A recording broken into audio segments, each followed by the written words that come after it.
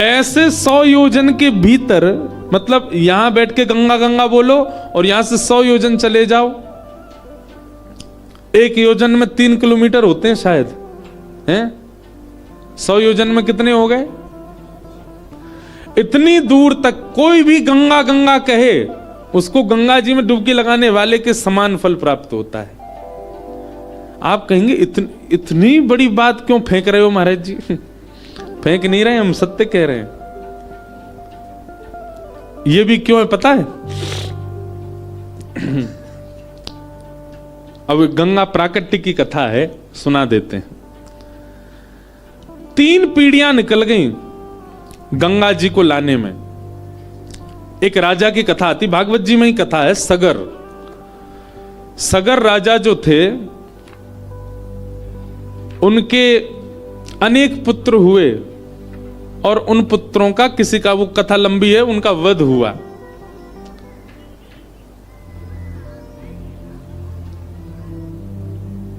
और वध भी कैसे हुआ? सगर राजा एक यज्ञ कर रहे थे। बहुत ध्यान से सुनो, गंगा जी के तट पे बैठो, गंगा जी कैसे आई आपको पता होना चाहिए। तो सगर राजा अश्वमेध यज्ञ कर रहे थे। तो अश्वमेध यज्ञ में एक नियम होता है कि अश्व जो है उसको छोड़ा जाता है, मुक्त छोड़ा जाता है, जब तक उसको कोई पकड़ ना ले वहां तक, ऐसा कुछ नियम होता है अश्वमेध यज्ञ में। तो सगर राजा का जो अश्व था, यज्ञ के बाद उसको छोड़ना था, लेकिन वो इंद्र विघ्न डालते हैं यज्ञ में। तो इंद्र ने क्या किया, उस अश्व को ले जा करके कपिल भगवान की कुटिया, जो कि अब कहां है, गंगा सागर में, जहां गंगा जी सागर में जाकर, तब गंगा जी नहीं थी, तब केवल सागर थे। कपिल भगवान की कुटिया पर जाकर के उस घोड़े को बांध दिया। सगर राजा ने अपने अनेक पुत्रों से कहा कि अश्वमेध यज्ञ में जो मेरा घोड़ा था वो कहीं खो गया है, कोई उसको ले गया, उसको ढूंढ के लाओ, वही घोड़ा चाहिए। ढूंढते ढूंढते ढूंढते ढूंढते जैसे ही महाराज पहुंचे सागर पर, कपिल भगवान बैठे थे। कपिल भगवान की कुटिया पर, आश्रम पर जब उन्होंने वो घोड़े को बंधा हुआ देखा, तो सबने मन में विचार किया, ये बाबा हमारे पिताजी के घोड़े को हरण करके लाया है।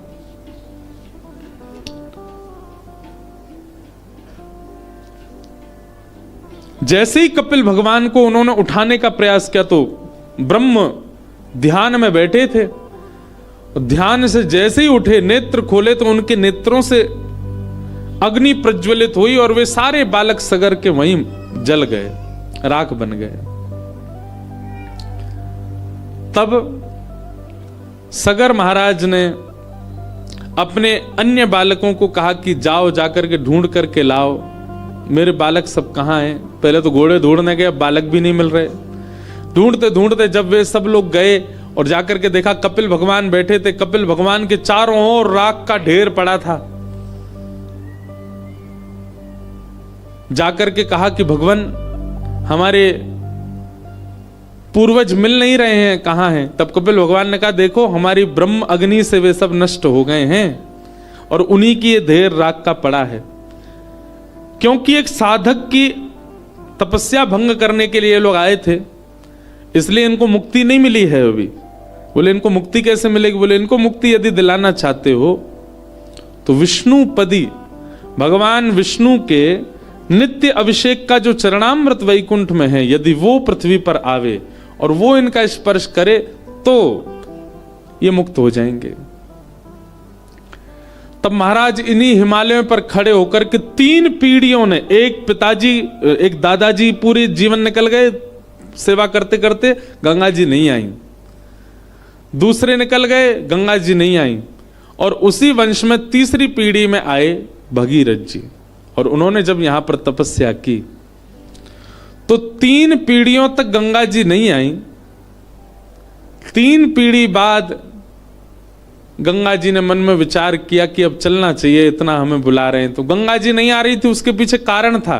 गंगा जी के मन में भाव था कि भाई ये संसार के लोग सब अपने पाप धोने आएंगे मेरे अंदर, और कहा मैं अत्यंत पवित्र करने वाली देव नदी हूं, और ये सब लोग आकर के मुझ में अपने पाप धो देंगे, मुझे मतमैला कर देंगे, पाप युक्त कर देंगे। इसलिए गंगा जी ने 3 पीढ़ियां निकालती नहीं आई।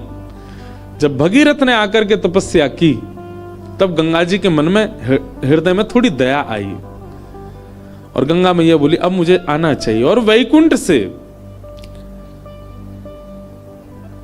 प्रकट होकर के श्री गंगा मैया भूतल पर आने लगी। जैसे ही आई तो श्री महादेव, देवादिदेव महादेव ने उनको अपनी जटाओं में बांध लिया।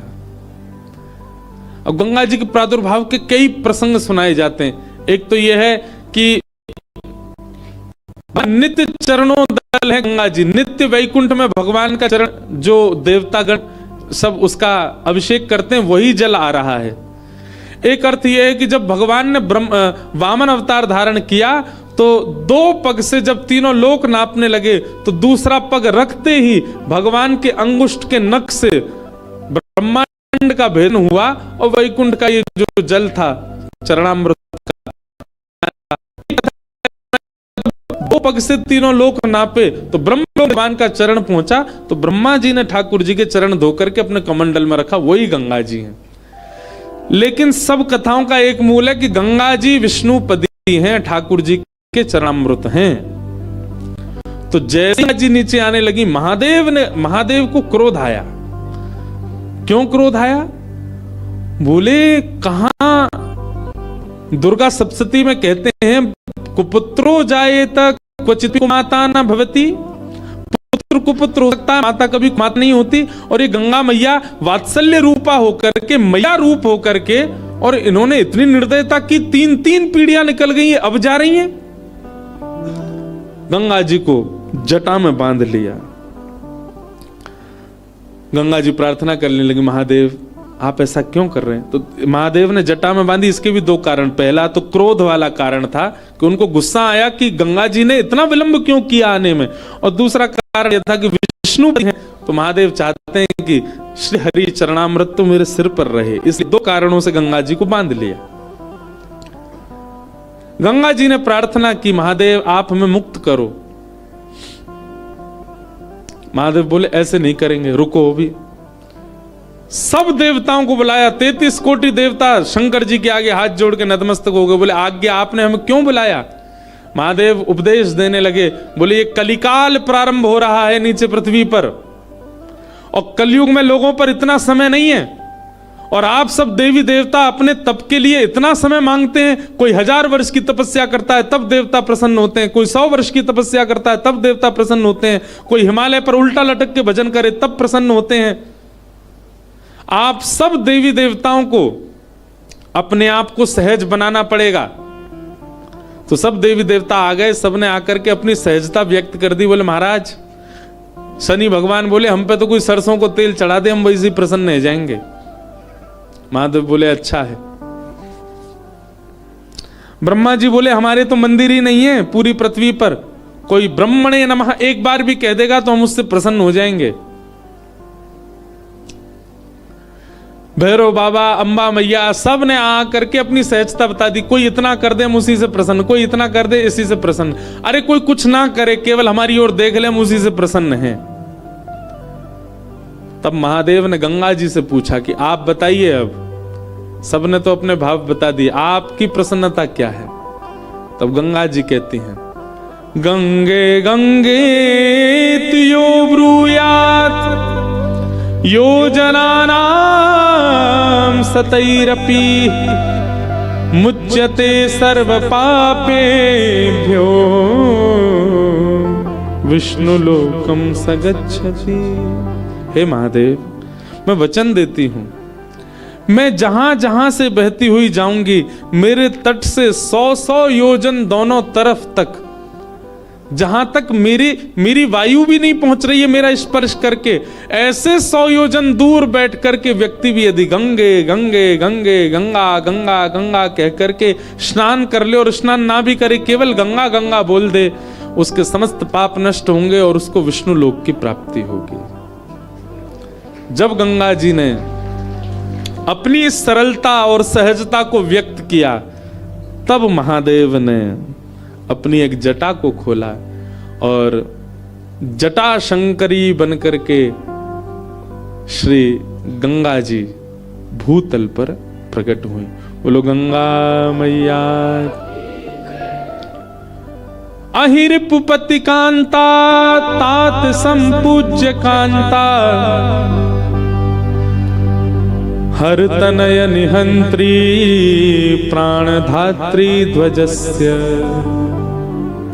पति सुत सुत कांता तात संपूज्य कांता, पितु शिरसि पतंती जानवी न पुनातु। अहिरिपुपति कांता, बहुत ध्यान से सुनिएगा इस श्लोक को। श्री गंगा जी के दर्शन करने से कितने देवताओं के दर्शन का फल मिलता है। अहि, अहि मतलब सर्प, ध्यान से सुनना। अहि रिपु, रिपु मतलब उसका शत्रु। सर्प का शत्रु कौन? गरुण। अहिरिपुपति, सर्प के शत्रु गरुण के पति कौन है? नारायण।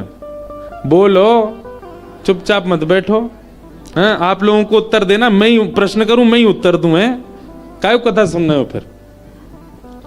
अहिरिपुपति मतलब सर्प का शत्रु गरुण और गरुण के जो पति हैं यानी कि नारायण। अहिरिपुपति कांता, कांता मतलब पत्नी। नारायण की पत्नी कौन है? लक्ष्मी। अहिरिपुपति कांता तात, उन पत्नी के तात यानी कि पिताजी कौन है? लक्ष्मी के पिताजी कौन है? कई लोग कह रहे हैं नारायण। समुद्र। अहिरिपुपति कांता तात यानी कि समुद्र। संबद्ध, समुद्र को किसने बांधा था? राम जी ने। तात संबद्ध कांता, समुद्र को बांधने वाले की कांता कौन है? सीता जी। अहिरिपुपति कांता तात संबद्ध कांता, हर यानी कि समुद्र को पूजने वाले बांधने वाले की कांता सीता जी का हरण किसने किया? अजय सबको पता है, साधारण से उत्तर सबको पता है। अहिरिपुपति कांता तात संपूज्य कांता, हर तनय मतलब हरण किसने किया? रावण ने। उसके बेटा कौन है? मेघनाथ। हर तनय निहंत्री, मेघनाथ को किसने मारा? किसने मारा था मेघनाथ को? लक्ष्मण जी ने। हर तनय निहंत्री प्राणधात्री, लक्ष्मण जी के प्राणों की रक्षा किसने की? हनुमान जी ने।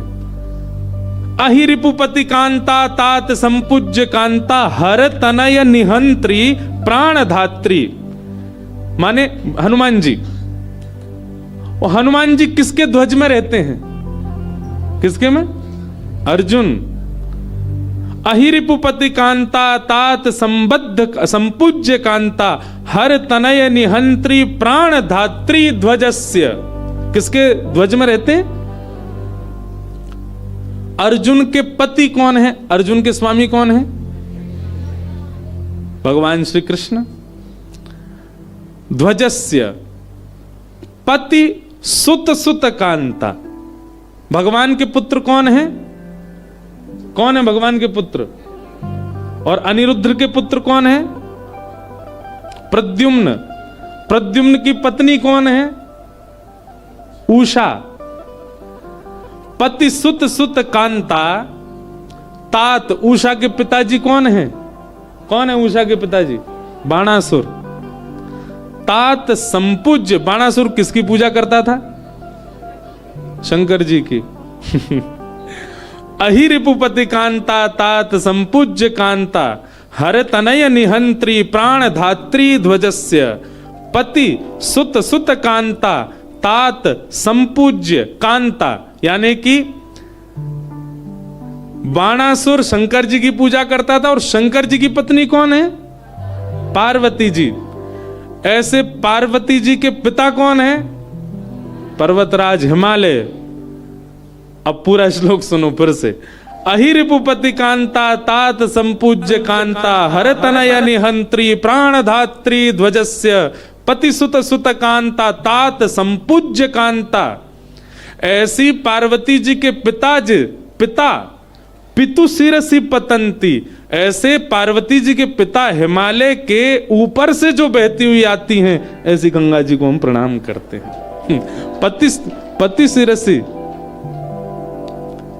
अहिरिपुपति कांता तात संपूज्य कांता हर तनय निहंत्री प्राण धात्री ध्वजस्य पति सुत सुत कांता तात संपूज्य कांता पितु शिरसि पतंती जानवी न पुनातु। हे जानवी मैया, हम आपको प्रणाम करते। एक गंगा जी को प्रणाम करने से कितनों को, भगवान श्री कृष्ण के पूरे परिवार को वंदन हो गया, राम जी को वंदन हो गया, महादेव को वंदन हो गया, अर्जुन को वंदन हो गया, महाभारत का युद्ध दिख गया, राम रावण युद्ध दिख गया, सबको प्रणाम हो जाता है केवल गंगा जी को प्रणाम करने से। ऐसी श्री गंगा मैया। नमः पार्वती पतये हर हर